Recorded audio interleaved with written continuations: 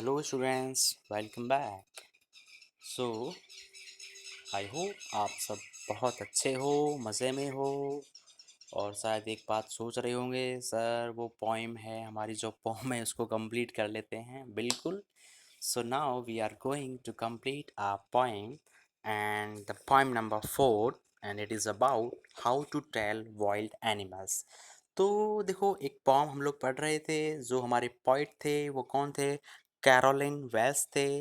और वो एक मतलब मज़ेदार तरीके से, कुछ अलग ही तरीके से, या कह सकते हैं एक खतरनाक तरीका था उनका, डेंजरस वे था, है ना। तो he is going to describe in a dangerous way और in a humorous way to identify how to identify wild animals. तो उन्होंने हमारे लिए जो हमारा फर्स्ट स्टैंजा था उसमें हमने बताया कि उन्होंने ये बताया कि भाई आप किसे एक एशियन लायन को पहचान सकते हैं। फिर सेकंड स्टैंजा में उन्होंने ये बताया कि आप कैसे, how can you identify a Bengal tiger. फिर नेक्स्ट हमारा जो थर्ड स्टैंजा था उसमें उन्होंने बताया कि how you can identify a leopard. And हमने जो लास्ट स्टैंजा पढ़ा था उसमें हमें ये बताया गया था कि किस तरह से एक जो बेयर होता है, जो भालू होता है, वो कितने मतलब प्यार से आपको पागल बना देता है। वो आपको पहले क्या करता है? EMBRAC, एम्ब्रेस करना, या HUG, हग, मतलब गले लगा लेता है। और इस तरह से गले लगाता है, हमें तो ऐसा लगता है कि वो हमारे लिए अपना अफेक्शन शो कर रहा है, लेकिन एक्चुअल में वो क्या कर रहा होता है? टाइटली हमें कस करके हमें क्या कर रहा होता है? हमारी मतलब हमारी बॉडी को क्या कर रहा होता है? फ्रीज कर रहा होता है। ठीक है, कहने का मतलब हमें he is trying, the bear is trying to kill us by embracing. तो वो गले लगा करके हमें मार देता है। तो ये अजीब ही तरीके हैं, कुछ अलग ही तरीके हैं। उन तरीकों को बताया गया है और सिंपली हमने देखा how to tell wild animals. Title के बारे में हम बात कर चुके हैं। पॉइंट हमें बताएंगे किस तरह से हम उन्हें पहचानें, आइडेंटिफाई करें। तो देखें, अब हम बात करने वाले हैं बेयर। तक हम लोगों ने बातें कर ली थी। अब आप देख पा रहे हो, हाँ, now we have still two more stanzas to complete this poem। तो देखो ज़रा, without wasting time let's start stanza number 5। Okay, तो देखेंगे स्टैंजा नंबर 5 में क्या बताया गया है। देखें बेटा, स्टैंजा नंबर 5 में, as you can see, here you can see two pictures, 1 and 2। So I want to tell you, this is a crocodile, okay, मगरमच्छ जिसे आप कहते हो, ठीक है। And this one is hyena, HYENA, hyena इसे बोलेंगे, हाइनिया। और जो कि आप हिंदी में तो जानते हो, लेकिन इंग्लिश की जो ये वर्ड है इसको आपने पहली बार सुना हो। लक्कड़बग्गा जानते हो? लक्कड़बग्गा, इसका हिंदी अर्थ होता है लक्कड़बग्गा, ठीक है ना। ऑलमोस्ट कैसा होता है? फॉक्स जैसा, या ऑलमोस्ट कैसा होता है? लाइक अ डॉग होता है, लक्कड़बग्गा जिसे हम कहते हैं, ठीक है ना। तो अब हम देखने वाले हैं कि भाई इन दोनों की बात क्यों की गई है। देखें, स्टार्ट करते हैं। दो, टू डिस्टिंग्विश, डिस्टिंग्विश का मतलब होता है आइडेंटिफाई करना, एनालाइज करना, पहचानना। डिफरेंस क्रिएट करना मतलब कहते हैं डिफरेंशिएट करना, मतलब कह सकते हैं पहचानना या अंतर करना, ठीक है ना। दो, हालांकि टू डिस्टिंग्विश, डिस्टिंग्विश करना मतलब पहचानने में। बीस्ट्स, बीस्ट तो आप जानते हो, बता चुका हूँ, या wild animal, big in size, जंगली जानवर, जंगली पशु, बड़े आकार का, और प्रे, प्रे मतलब शिकार का, ठीक है ना। तो दो, to distinguish beast of prey, a novice, a novice might nonplus. Novice, novice का मतलब होता है someone that is doing something first time, और लाइक अ न्यू पर्सन, ठीक है ना। कहते हैं ना someone like new to a job. तो एक नया कोई इंसान होता है, इसको मतलब जॉब में नया होता है, कोई भी काम पहली बार कर रहा होता है। कहते हैं ना नव सिखिया जिसे कहते हैं, नौ सिखिया जिसे कहते हैं, या डेब्यू जिसे हम लोग कहते हैं। तो मतलब जो इंसान जो नॉविस है, नव सिखिया है, माइट नॉन प्लस। अब नॉन प्लस क्या है? नॉन प्लस का मतलब होता है पजलिंग सिचुएशन, ठीक है ना। पजल वाली सिचुएशन हो, या फिर आप कहते हैं ना उलझन वाली स्थिति हो, असमंजस की हो, जहाँ पर कंडीशंस क्लियर नहीं हो, वहाँ पर आपको कंफ्यूजन हो, तो अ नॉविस माइट नॉन प्लस। तो एक जो वो होता है ना नव सिखिया, या एक कह सकते हैं बिगिनर, या एक नया इंसान, जो फिर कहते हैं ना something that you are going to do first time, तो एक नवसिखिया जो होता है, एक नौसिखिया जो होता है, वो इन वाइल्ड बीस्ट्स या बीस्ट्स ऑफ प्रे, मतलब इन शिकारी पशुओं को समझने में या उनको अंतर करने में उसको क्या हो सकता है, नॉन प्लस मतलब उलझन हो सकती है या असमंजस में हो सकता है।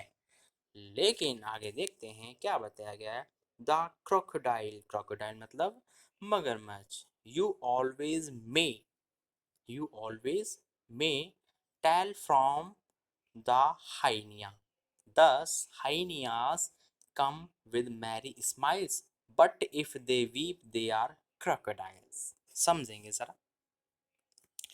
तो पॉइंट ये बताना चाह रहे हैं कि वो ये कह रहे हैं क्रोकोडाइल जो मगरमच्छ है वो क्या है कि you always may tell from the हाइनिया।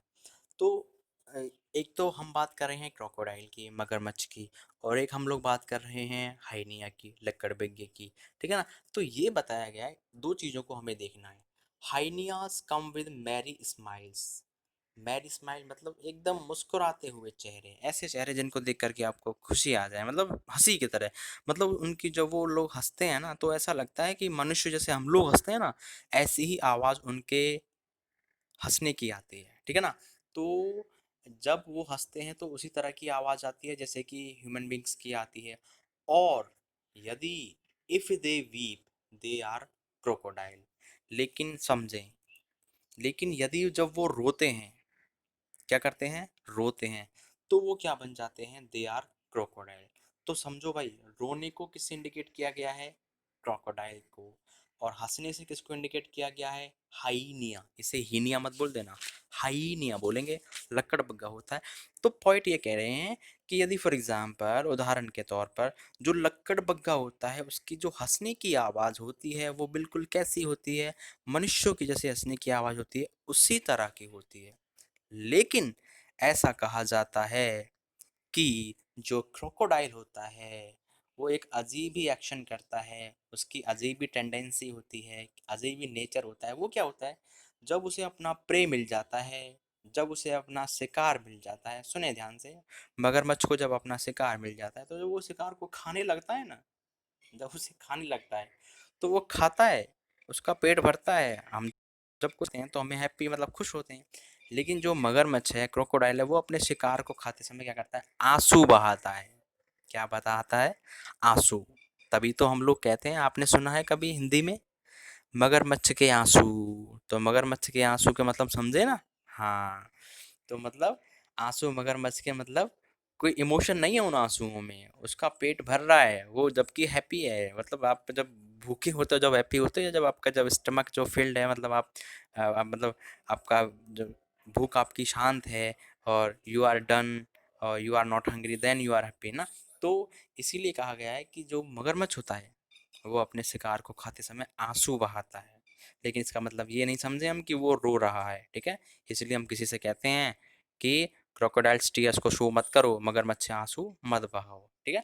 लेकिन जो हाइनियाज होते हैं वो क्या करते हैं, उनके हंसने की आवाज़ बिल्कुल मनुष्यों के हंसने की आवाज़ जैसी होती है। तो यदि आपको कोई ऐसा क्रिएचर मिले जिसकी आवाज़, जिसकी हंसने की आवाज़ मनुष्य जैसी हो, मानव जैसी हो, तो ऐसा मत समझ लेना, अरे नहीं ये तो कोई टेंशन नहीं, ये तो हमारे जैसा ही है। नहीं भाई, आपके जैसा नहीं है।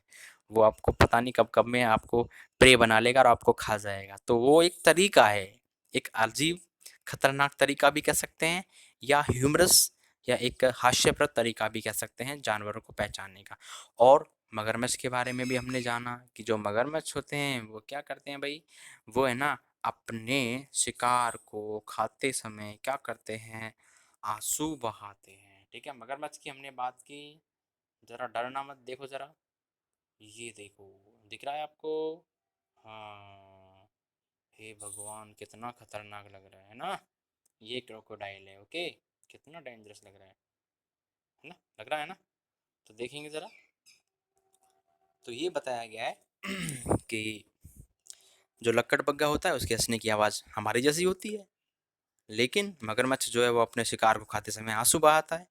तो भाई इसलिए आप बस ऐसा नहीं हो आप किसी की इसकी मतलब आप इनकी चपेट में आ जाओ। ठीक है ना। तो आप don't try to be the prey of any hyena और क्रोकोडाइल। तो किसी भी लक्कड़बग्घे या मगरमच्छ के शिकार बनने का इंतजार मत करो, ठीक है ना।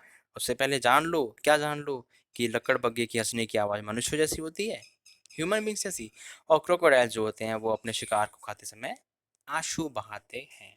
I hope this stanza is clear in a very good way to all my dear students.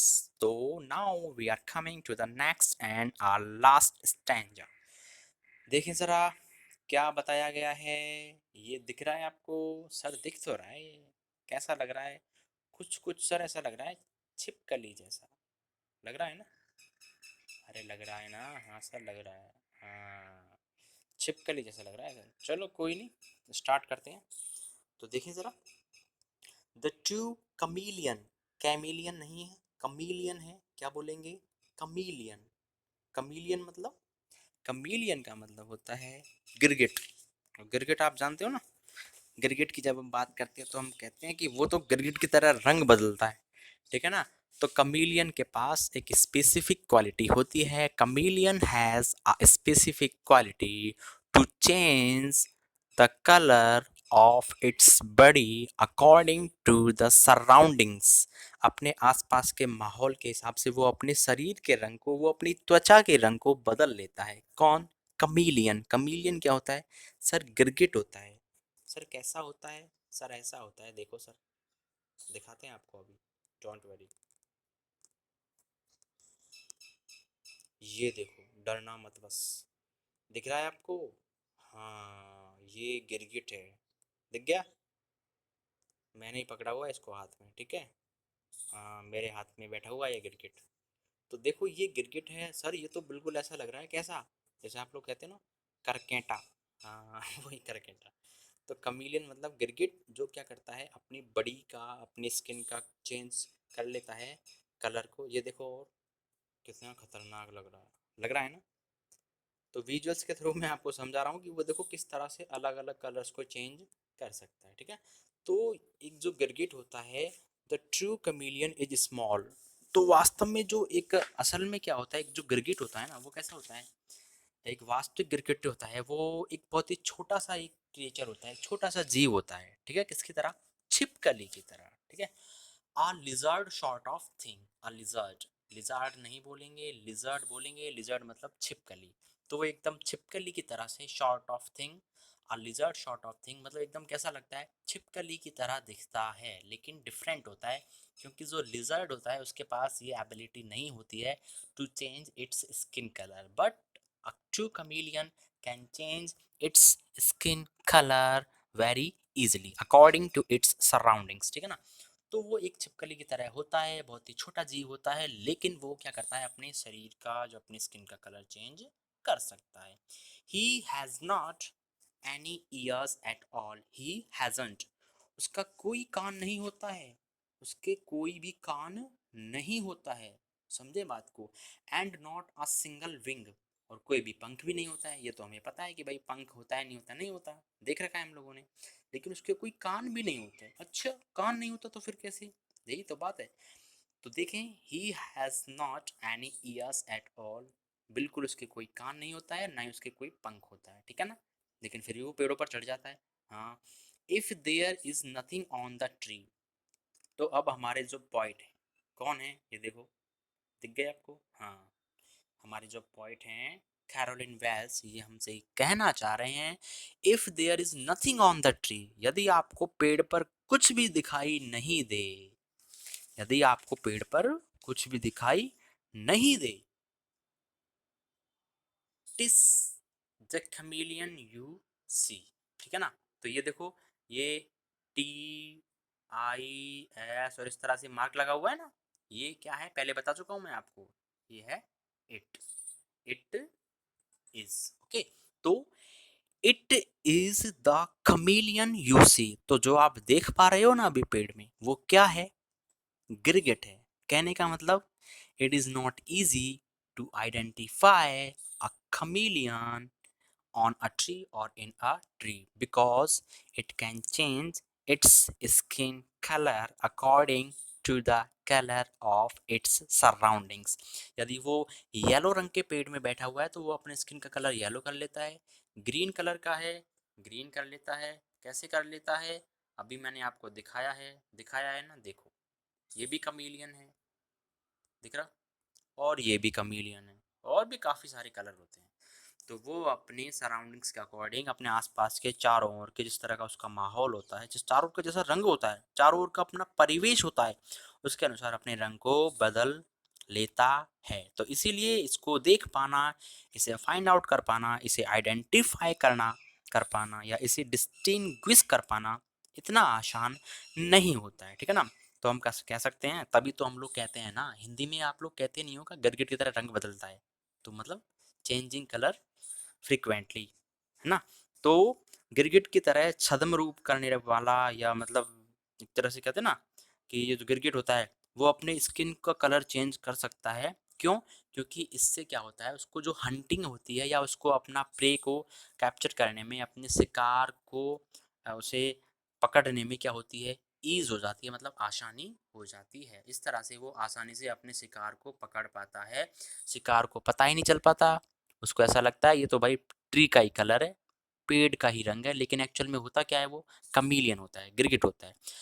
तो इस तरह से हमने जाना कि वो छिपकली नहीं होता, वो गिरगिट होता है। एंड आई होप दोनों स्टेंजाज आपको क्लियर हो चुके हैं बेटा जी। तो इस तरह से हमारी जो पॉम है वो कंप्लीट होती है। थोड़ी सी अजीब सी पॉइम, थोड़ी हंसाने वाली, थोड़ी डराने वाली, खतरनाक, तो कुछ हास्यप्रद तरीके से, फनी वे में या फिर डेंजरस वे में कैरोलिन वेल्स ने हमें बताए कि हाउ टू टेल, जो टेल का मतलब हाउ टू आइडेंटिफाई या how to distinguish wild animal. सबसे पहले देखा हमने लायन के बारे में, आई होप। उसके बाद हमने देखा मतलब एशियन लायन के बारे में जाना, फिर बंगाल टाइगर के बारे में जाना। उसके बाद हमने किसके बारे में जाना, उसके बाद सर हमने जाना था थर्ड में, मतलब एक जो लेपर्ड होता है ना, लेपर्ड, हाँ उसके बारे में, तेंदुए के बारे में। फिर हमने जाना बेयर के बारे में, भालू। फिर हमने देखा हाइनिया और क्रोकोडाइल, और लास्ट में हमने अभी फिनिश किया है कमीलियन के बारे में। तो आई होप आपको ये पॉम काफ़ी अच्छे से समझ में आ चुकी है, कंप्लीट हो चुकी है। तो आप इसको दोबारा से अच्छे से वीडियो को देखने के बाद, समझने के बाद, खुद से अच्छे से इसको, इसकी रीडिंग करें, इसको समझें। और ग्लॉसरी की बताने की ज़रूरत नहीं है, मैं पहले ही आपको समझा चुका हूँ, ठीक है ना। तो ये वीडियो हमारा यहीं फिनिश होता है, और इस तरह से हम लोग 1 2 3 4 हमारी 4 पॉइंट्स हो चुकी हैं। हम सबसे पहले डस्ट ऑफ स्नो पढ़ी थी, फिर फायर एंड आइस पढ़ी थी, फिर हमने पढ़ी थी sir tiger in the zoo पढ़ी थी, और अब पढ़ा है how to tell wild animals. तो आई होप ये चारों पॉम्स आपको बहुत अच्छे से क्लियर भी हुई हैं। सो स्टूडेंट्स, सैटरडे है, तो हाँ एक चीज़ और है, मैंने आपके लिए टास्क दिया है वो कोविड वाला है ना, तो उसको ज़रा ध्यान रखें, ऐसे लिखें बिना चीटिंग किए हुए। हाँ प्राइज़ मिलेगा फर्स्ट जो रैंक आएगी उसको, ठीक है। तो मिलते हैं आप लोगों से अगली वीडियो में। Till then stay home, stay safe, just enjoy online learning. Bye bye.